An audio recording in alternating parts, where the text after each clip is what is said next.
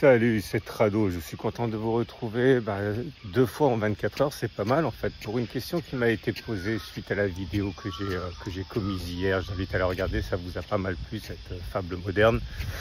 Un dash. L'idée c'est celle des stop loss.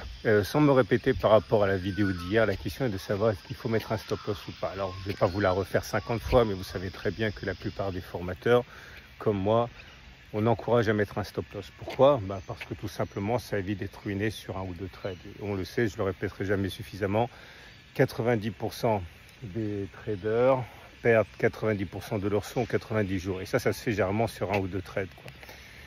C'est pour ça qu'il faut un stop loss.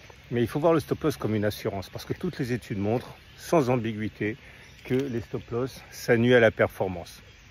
C'est-à-dire que vous allez vous faire sortir de manière précoce, régulièrement, parce que les stop loss, on sait où on les met, et c'est très souvent l'objet de cible pour faire sauter justement les trades des particuliers.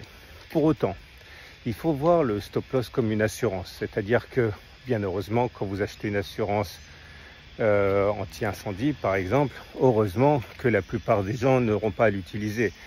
Mais au bout du bout, ça vous aura coûté des sous, puisque vous aurez payé une prime pour être couvert contre l'incendie, alors même que votre maison n'aura jamais brûlé, encore une fois, heureusement. Donc, encore une fois, au bout de 10, 15, 20, 30 ans, vous vous rendrez compte que l'assurance incendie ou même l'assurance vol de votre voiture vous aura coûté de l'argent. Mais voilà, l'idée c'est que le jour où on vous vole votre bagnole, ou le jour où votre voiture, votre maison est incendiée, vous êtes bien content d'avoir cette assurance. C'est exactement pareil pour les stop loss.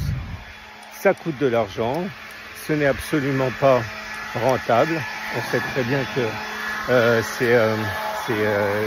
ça vient plomber et ça correspond très souvent à une mort lente des traders.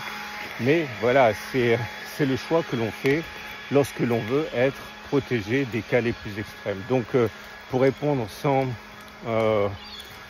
circonvolution, est-ce qu'il faut mettre un stop loss?